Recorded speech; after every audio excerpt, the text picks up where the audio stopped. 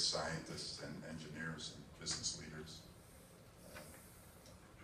It really is a great honor. I am here with my family. They have come to visit. I am going to introduce my wife, Susan, who I met here over 50 years ago here at the University of Illinois, an art education major. My son David, the doctor in Hartford, and my daughter Dina, the accountant in Seattle, and my daughter-in-law Barbara in Hartford, and my who's I said the doctor. Didn't I say that? She's a doctor. I'm sorry. Thank you, Susan. That's my wife. And my 5 grandchildren, Robert, Curtis, Alyssa, Kayla, and Samantha from Seattle and Hartford. I have to say that for the last couple of years, I've been trying to get my grandchildren to call me Papa the Magnificent. It really hasn't worked ever, and but I'm hopeful that with that introduction, maybe they'll rethink that. Samantha sometimes will do it, but usually when I'm making a mistake and she catches me, she'll.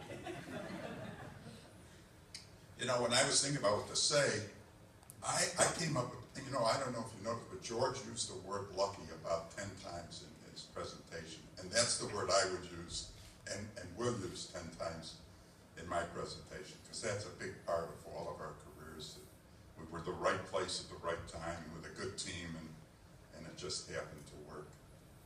So I grew up in the city of Chicago. I didn't get great grades in high school. I didn't study very hard. My family didn't have much money.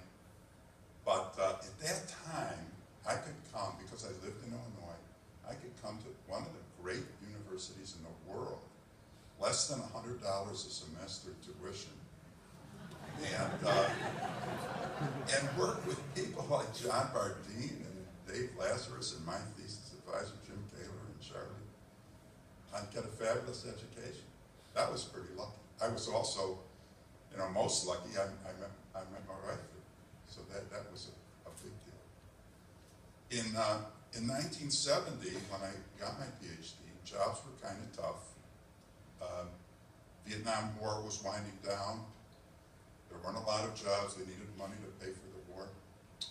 But because I was working with I was here with some great solid-state physicists who had great ties to industry, I was able to get a really good job at General Electric.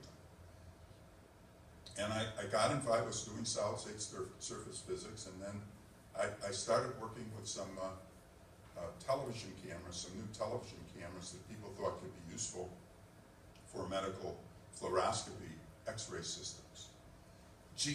You know, Rankin discovered the X-ray in 1895, and a year later, Thomas Edison, who founded GE, already had a machine that he was using for X-ray, medical X-rays.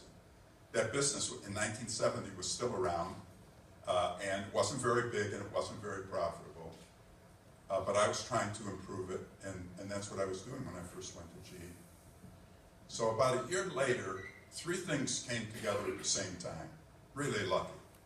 The mini computer, which I don't know would probably not do as well as an iPhone now for sure, but the mini computer made it possible for the first time for a computer to be put into a clinical setting in a hospital. So that was one thing.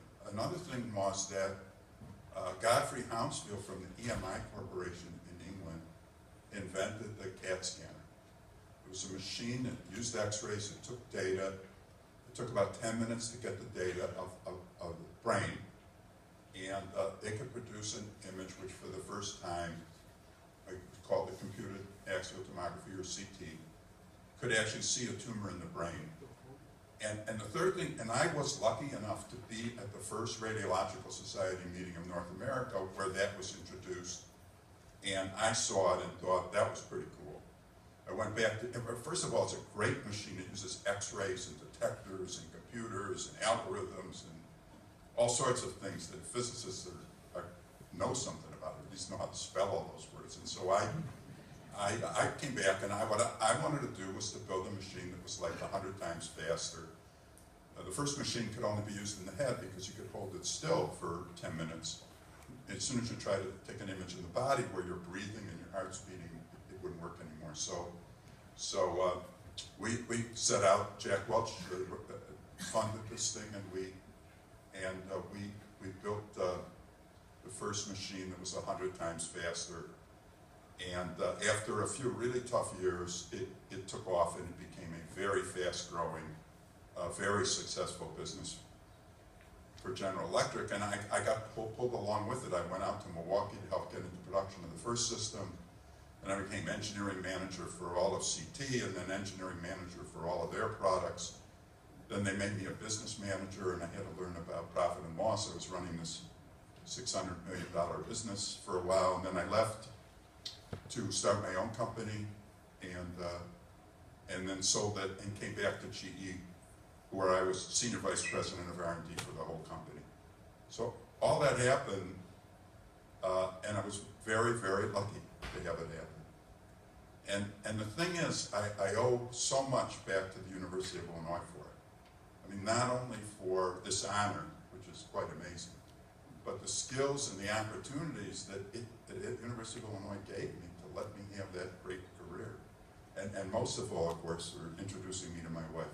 So thank you all very much. It's great.